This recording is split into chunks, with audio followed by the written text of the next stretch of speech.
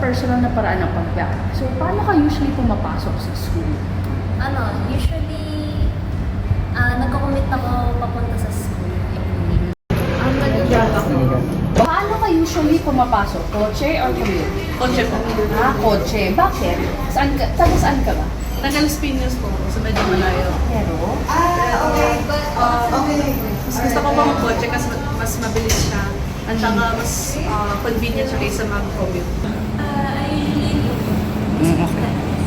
Commute. Okay. Paggamit ka ba ng kotse o nagko-commute ka? Biyahe lang talaga ako pumapasok, either bus or jeep. Nagko-commute ako. So, how is the commute for you? For the weather, it's a bit hot. But overall, I like it. You like the commute?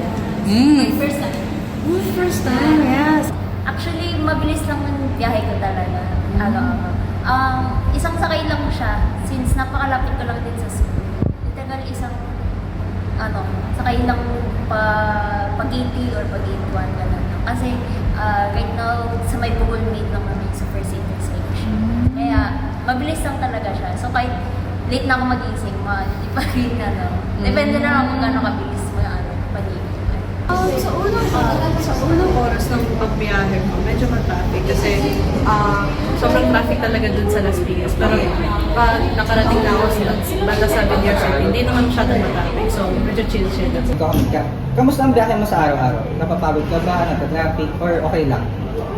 Depende sa araw kasi minsan pag umaga wala masyadong traffic. Pero pag hapon yung mga klase ko, 1 hour 30 minutes muna ako bago umalis. Lagi akong pagod since 2 hours yung biyahe ko, papunta and pauwi.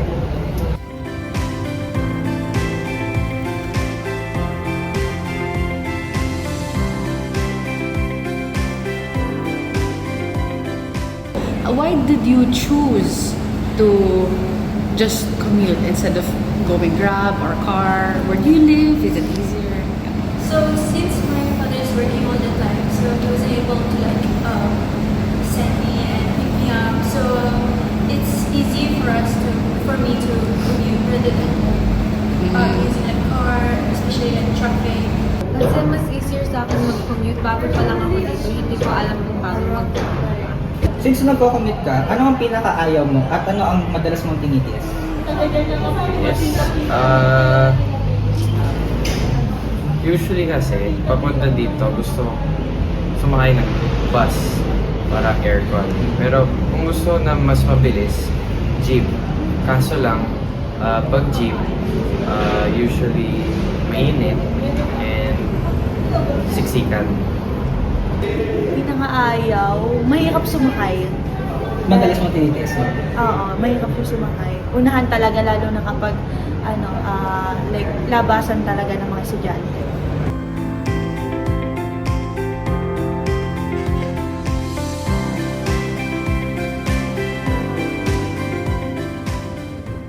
So, with the commute, how is your energy and your schedule affected by having to commute?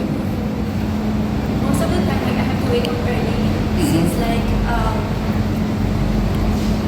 have to I live quite far from my school, so I have to wake up early, especially if my class starts at 7, so I have to wake up at 5 and it's tiring honestly. Since hindi naman nag-take up ng too much time yung biyahe ko, depende na lang talaga kung anong oras yung labas ko or yung anong oras yung pasok ko. So kung kunyari 7 AM pasok ko, mag-take up pa ganyan ng ilang minutes ng time ko. Pero overall, parang hindi naman siya nakaka-bother much. May times lang talaga na depende lang kung gaano daming tulog. Dahil ilang oras yung pagbiyahe ko, punta dito, pauwi. Minsan, umuwi ako ng paggabi. So, medyo nagiging crunch yung oras ko sa paggawa ng assessments ko. So, medyo alanganin din. Super traffic siya paminsan. Dapat 1 hour ako maalis bago pumasok sa school. Nakakapagod, of course. Siyempre, since draining din yung commute, physically and mentally. Kailangan mong mag-prepare. Ngayon, depende sa araw. Kung mag-ready ka ng mas maaga or mas late. Ano yung epekto po niyan sa social life? Kumpara sa pag-commute, yung pagmamaneho, mas nagiging loose yung social life. So, since mas madali siya kaysa mag-commute, ay pwede mag-dedicate ng time for my friends, tsaka sa partner ko, kumpara sa pag-commute. Kasi yung pag-commute, it's sobrang traffic niya. So, wala talaga akong oras. I would say I would be more socialized, especially if you have to ask where I have to communicate with the drivers and other people, especially if you want to pay them. If you want to pay them, you have to pass the money. Yeah. So my socializing is amazing. Yeah. School life. I mean, again, pag matagal yung biyahe, tapos ayun, mainit, mahirap mag-focus sa studies. Especially kung ayun nga, maaga yung pasok, tapos wala akong masyadong tulog. Nakaka-apekto siya kasi minsan pagdating ko pa lang dito, pagod na agad ako. Like, hindi na ako nakakapag-process ng maayos. Tapos, pag pauwi naman, madami pa akong gagawin. Tapos, ang tagal ko makauwi.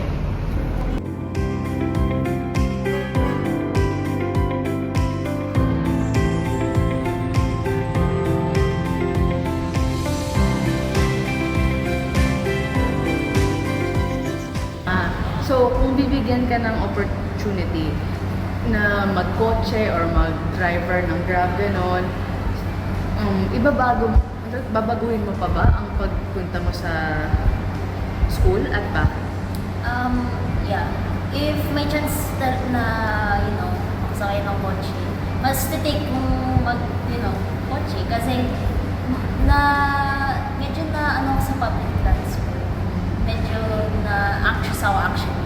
So every time na lalabas na ako, na agad yung kamay ko. So much feel safe ako sa kotse mismo.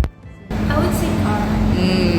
Yeah. So you. But if somewhere near, I would say commuting. So it really depends. Yes, it really depends how far. Yeah. Sa tingin niyo rin po, mas mahal ba or mas mura ang pag-commute or pag-kotse? And bakit kaya? Mas mahal talaga yung pag-kotse. Kasi sa pag-commute, mga ilang piso lang yun. Mga 40 pesos, 30 to 40 pesos lang yung fare ko. Kumpara sa paggamit ng kotse ko, mga 500 pesos every 2 weeks. Dahil sa gas.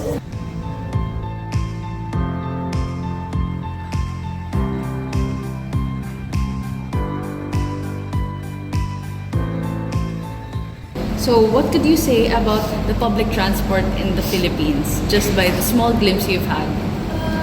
I would say it's good. I really like it, how they provide public transport. Unlike my country, they don't have it, so it's hard for us to go somewhere alone. Our parents have to send us from here to there. So it's easy for me to go somewhere without asking our parents. Transport is medyo overcrowded at times. Kaya mahirap na maging comfortable na mag-public transport kasi marami din issues na nangyayari minsan. Pero I think sa case ng public transport natin, depende pa rin sa drivers the way. Kasi may mga times talaga na may nasasakyan ng sobrang bilis ng takbo nila. Feeling ko, mahulog ako. May time nga na nasa harap ako, tapos biglang mag-swerve lang sobra yung driver. Hindi ka na akong nasa harap ako nun Ako lang nandun. So ako, umano yung pakiramdam ko sa ano itong si Kuya. Ang gulo. Ang gulo talaga po. Feeling ko magiging mas maayos siya pag pag like mas Go lang. feeling ko mas maayos siya kung nag-uphold yung government natin ng mga rules. For example, sa city ko dun sa Las Piñas, sobrang gulo, madaming counterflower, marami nag-apak dun sa pedestrian lane kasi sobrang traffic, tapos madaming ding pakulit. So, pag in-uphold ng Pilipinas yung mga laws natin, feeling ko na mas magiging maayos yung commute natin and pagmaneho natin as like a collective. Sa ngayon, madami namang mga pang-transportation na sasakyan. Pero talagang yung mga kalsada is minsan madaming nakaharang na nag-aano talaga ng traffic. Very difficult, very cramped siya kasi tapos mausok, so mahirap siya. Tapos pag punuan, maghihintay ka talaga, lalo na pag rainy days, mas mahirap kasi nakatayo ka lang, naghihintay ka, tapos traffic rin, so it needs a lot of improvement. Ang public transport sa ibang bansa is more like, magbabayad ka ng solitary. Dito, may parang sense of camaraderie. Papasok ng bayan. Parang much more in tune siya sa community. I think since kasi overcrowded din yung Pilipinas, we're very overpopulated, in my opinion naman. So, I think required yung public transport kasi since ang daming tao dito sa Pilipinas, wala din masyadong may kotse. So, yung main transport din ng mga tao dito is yung public transport. Saan kaya pwedeng mag-improve ang public transport? Kung medyo may kulang, tapos medyo kailangan para mas gumaan ang feeling ng mga commuters or kahit sino man, yung mga drivers, I think, sa type ng vehicles na yung since yung jeep natin, syempre galing pa nung sinauna pa. Feeling ko much better na parang i-improve talaga yung vehicles na ginagamit ng mga drivers. Kasi may mga public transport na tayo na, yung meaning na bus, yung sasakay ka, tas ang bayad mo pa din is ganun pa din sa jeep. Pero doon, mas mas open siya and mas magandang siya. Feeling ko yun yung magandang pero syempre, hindi lahat kayang, ma-afford yung gano'n. Hindi pa talagang pag-save up para sa mga much better. Hindi talaga support ng government sa mga mamamayan. Kasi hindi tayo unlad, first of all, kapag, tayong mga mamamayan lang yung syempre lahat yung pera na binabayad natin. Pag yun, hindi napupunta din pabalik sa atin, anong mangyayari? Anong silbi, di ba? So, I think dapat nga, much better na government control talaga.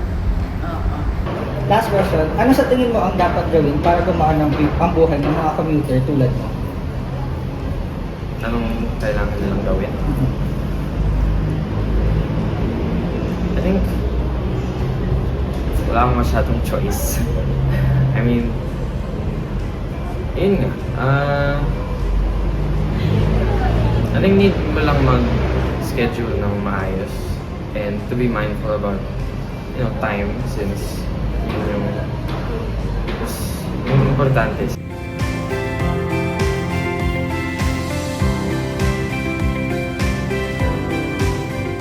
Kung bibigyan ka ng chance magbigay ng solusyon, ano yun? Para sa computers or drivers? I think parang dapat may mga specific times for pick-up points para hindi maghihintay ng matagal ang mga tao. Tsaka siguro they should make more parang mga waiting sheds na safe para hindi parang kung umuulan or sobrang mainit, hindi nakatayo lang ang mga tao. Kung bibigyan ka ng chance magbigay ng solusyon para sa mga commuters tulad mo, ano yun? Solusyonin nga, siguro yun lang, like, linisin talaga yung kalsada. Tanggalin yung mga bagay na hindi naman kailangan, huwag hayaan mag-parking yung sa gilid yung mga sasakyan, mga vendors, ganyan. So, any last thoughts sa interview? Sa interview. Masabi ko na lang, learning curve din kasi yung public transport. Hindi siya yung public knowledge na yung mga sasakyan mo, alam mo na kung saan mapupunta, di ba? So, ang inisip ko nga yan parang may public tayo na yung information pang public transport. Kasi, syempre, may mga shelter na mga tao na parang medyo mahirap din kasi mag-ask. Kasi parang, di ba, ang tanda mo na, hindi ka pa rin parang magulong public transport. So, ayun. Thank you so much for participating. Thank you. Thank you po. Salamat. Thank you! Ayan. Salamat po talaga sa pag-interview. And again, kung ayaw mo na gamitin namin yung mga sagot mo or i-retract yung consent, okay lang rin po yun kahit na-record na namin. Salamat po and thank you sa mga sagot.